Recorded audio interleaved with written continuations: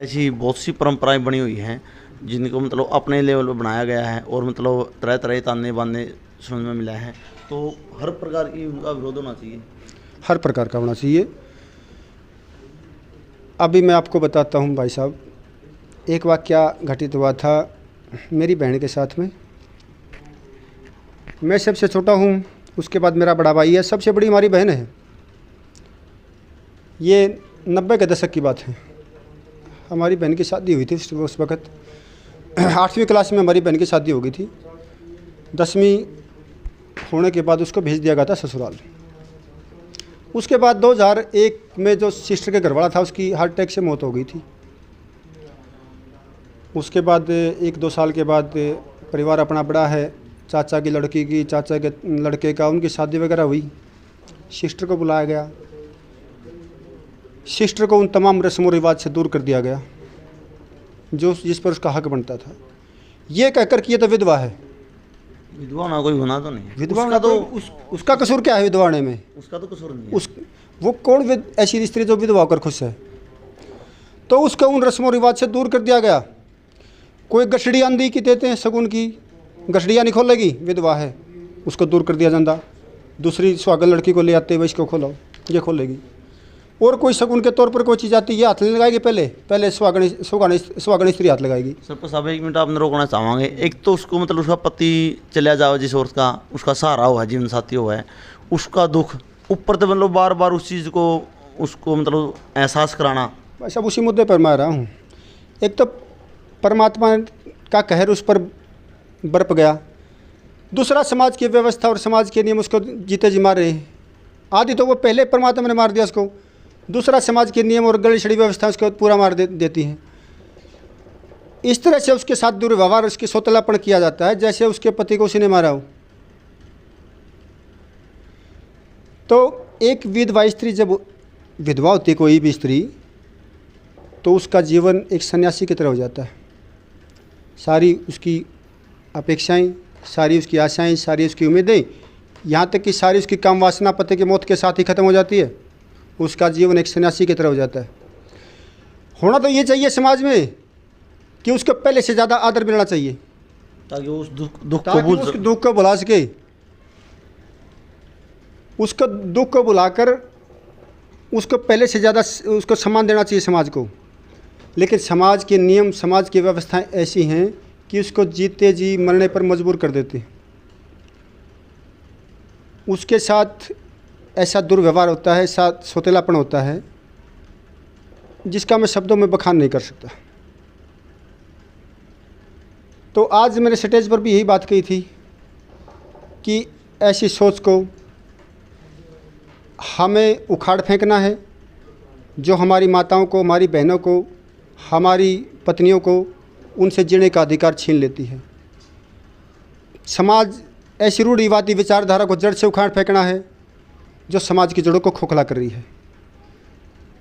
तो मेरा सभी से अनुरोध है, जितने भी आपके चैनल के माध्यम से जो भी दर्शक सुन रहे हैं, कि ऐसी गड़ी सड़ी व्यवस्थाओं का विरोध करें और जो विधवा स्त्री हैं उनको भी दोबारा से ज़िंदगी जीने का अधिकार है, नए सिरे से ज़िंदगी शुरू करने का उनको भी अधिकार देना चाहिए।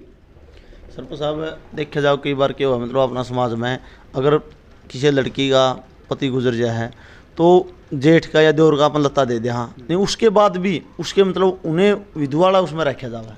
बिल्कुल भाई साहब, ये बात आपकी 100% सत्य है। फिर भी वो पूर्ण रूप से सुहागन नहीं कहलाती। समाज की ऐसी व्यवस्था है, लत्ता दे दें देसी भाषा में तो कुछ दे लो, आप कुछ दे लो, फिर भी वो पूर्ण रूप से सुहागन का दर्जा नहीं दिया जाता समाज में उसको। वही ताने बाने न्यू भी कह दे पहले दिखाएगी तू, हाँ क्या उसको मारने में उसका हाथ होता है?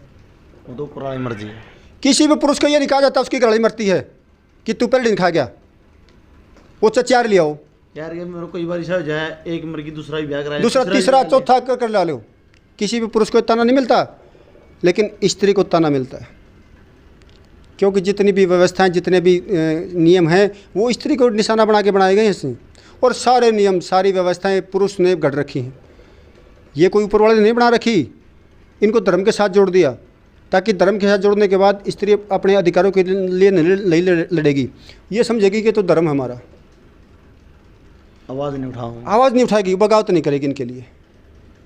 तो उन नियमों को, उन गड़ी छड़ी व्यवस्थाओं को धर्म के साथ जोड़ दिया और स्त्री को बंदिशों में रख दिया गया जानबूझकर पुरुष वर्ग द्वारा।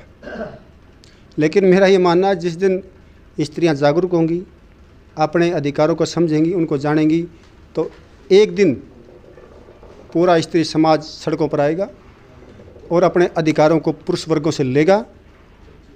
जिस दिन ऐसा पॉसिबल होगा, संभव होगा, उस दिन पुरुष वर्ग को छिपने के लिए जगह नहीं मिलेगी। कोई भी इंसान खुश नहीं होता कि कोई मेरे अधिकार छीने। मैं तो किन्हीं अधिकारों का 80% उपयोग कर रहा हूँ, दूसरा बंदा 20% कर रहा है। मैं क्यों चाहूँगा मेरी आज़ादी छीने? मैं क्यों चाहूँगा मेरे अधिकार छीने? मेरी ये बात जो समझदार नहीं है उन पुरुषों को ज़रूर नागवार गुजरेगी, लेकिन जो समझदार है, इन बातों को समझते, वो मेरे साथ भी खड़े होंगे, ऐसा मेरा मानना ज़रूर है। और एक समझदार वर्ग मेरी इन बातों का ज़रूर समर्थन करेगा। सरपंच साहब देखा जाए तो मतलब शादी के समय पत्नी जब उसके घर में आ जाए, उसका जीवन में आ जाए, तो दोनों जीवन साथी हो जाएं, सुख दुख के साथी हो जाएं, और वचन भी दिए जाए हैं भाई हर चीज़ में तेरी सलाह होगी, हर चीज़ उसमें। लेकिन महिला ऊपर हर तरह के प्रतिबंध हुए हैं, लेकिन पुरुष एक आज़ाद हुआ है। एक पुरुष स्त्री का साथ पाकर भी आज़ाद रहता है, जबकि एक स्त्री पुरुष का साथ पाकर भी आज़ाद नहीं रहती। उसके रहमो कर्म पर ही जिंदा रहती है वो। ये भेदभाव है पूर्ण रूप से। अगर महिला कड़ियाँ बिक जाए कहीं भी ना पूछ रोड पर तरह तरह के वहाँ जाएंगे यार, भाई आदमी साहब, कड़ियाँ हैं वो। आदमी चाहे 4 चक्कर किसी गले काट लो, छोरी चक्कर काट दो 4, समाज 1 मिनट उंगली उठा देगा, छोरी 4 करके चक्कर काट लिए। तो जितने भी सारी व्यवस्थाएं पुरुषों द्वारा निर्मित हैं, किसी परमात्मा ने नहीं बनाई, सारी इन्होंने अपने फायदे के लिए बना रखी है पुरुष वर्ग ने, ताकि इनको ज़्यादा आज़ादी मिले। और हर वर्ग, हर नियम में, हर व्यवस्था में स्त्री का दमन किया गया है। आखिरी में भाई साहब, सरपंच साहब, आप क्या संदेश दोगे और क्या अपील है समाज से?